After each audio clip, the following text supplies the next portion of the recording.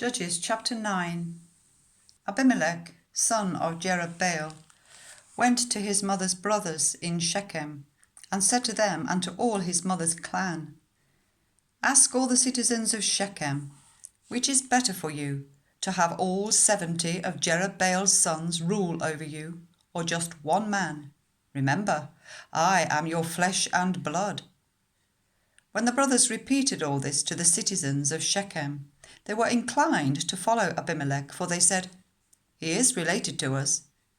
They gave him 70 shekels of silver from the temple of Baal-berith, and Abimelek used it to hire reckless scoundrels who became his followers. He went to his father's home in Ophrah, and on one stone murdered his 70 brothers, the sons of Jerubbaal. But Jotham, the youngest son of Jerubbaal, escaped by hiding.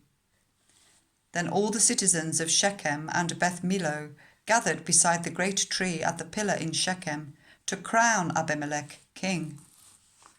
When Jotham was told about this, he climbed up on the top of Mount Gerizim and shouted to them, "Listen to me, citizens of Shechem, so that God may listen to you." One day the trees went out to anoint a king for themselves. They said to the olive tree, "Be our king." But the olive tree answered, "Should I give up my oil, by which both gods and human beings are honoured, to hold sway over the trees?"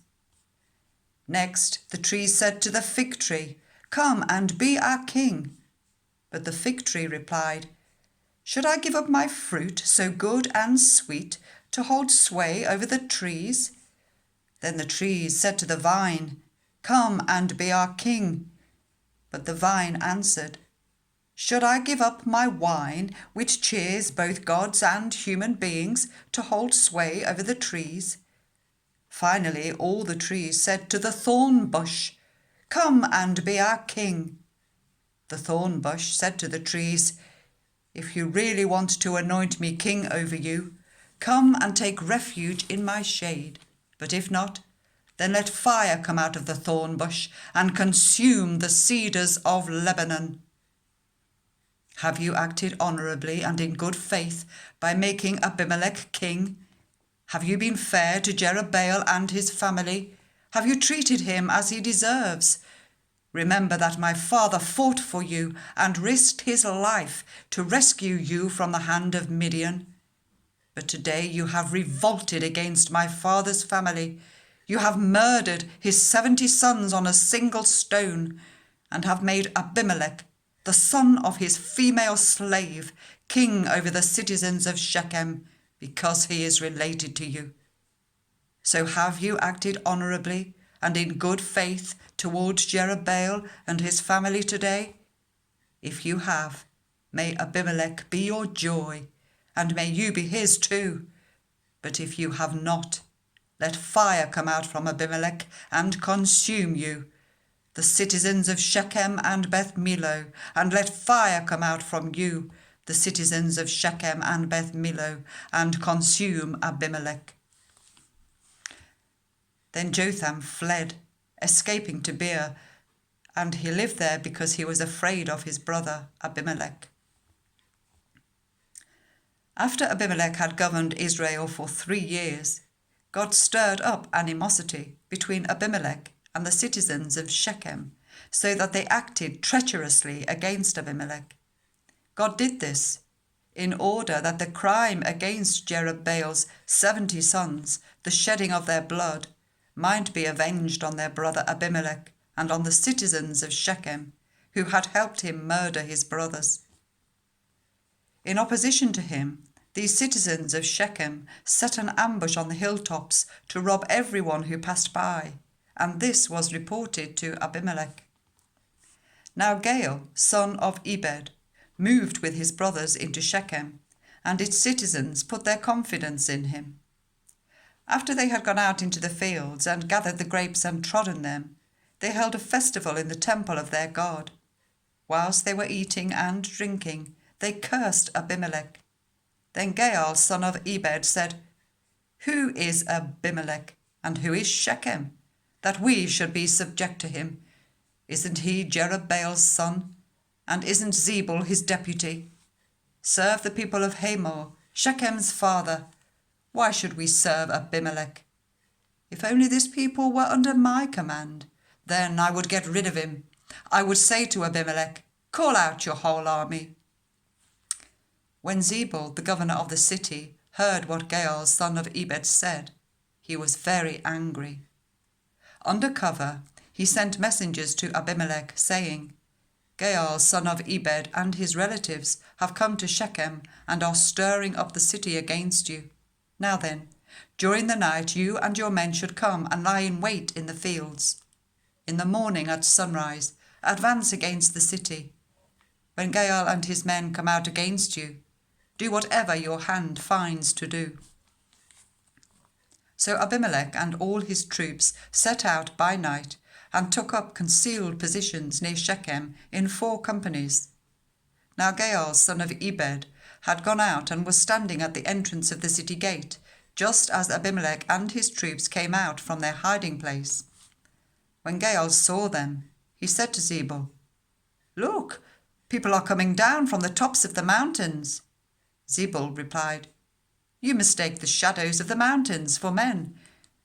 But Gaal spoke up again, Look, people are coming down from the central hill, and a company is coming from the direction of the diviner's tree. Then Zebul said to him, Where is your big talk now, you who said, Who is Abimelech that we should be subject to him? Aren't these the men you ridiculed? Go out and fight them. So Gaal led out the citizens of Shechem and fought Abimelech. Abimelech chased him all the way to the entrance of the gate, and many fell slain as they fled. Abimelech stayed in Arumah, and Zebul drove Gaal and his relatives out of Shechem. The next day, the people of Shechem went out to the fields, and this was reported to Abimelech. So he took his troops, divided them into 3 companies, and set an ambush in the fields. When he saw the people coming out of the city, he rose to attack them. Abimelech and the companies with him rushed forward to a position at the entrance of the city gate. Then 2 companies attacked those in the fields and struck them down.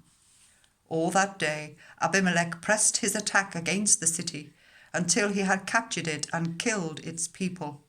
Then he destroyed the city and scattered salt over it. On hearing this, the citizens in the tower of Shechem went into the stronghold of the temple of El-Berith. When Abimelech heard that they had assembled there, he and all his men went up Mount Zaman.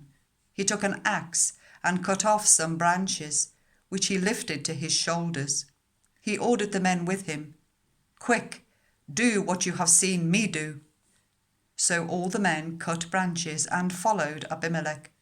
They piled them against the stronghold and set it on fire with the people still inside. So all the people in the tower of Shechem, about 1,000 men and women, also died. Now Abimelech went to Thebez and besieged it and captured it. Inside the city, however, was a strong tower to which all the men and women, all the people of the city, had fled. They had locked themselves in and climbed up on the tower roof. Abimelech went to the tower and attacked it.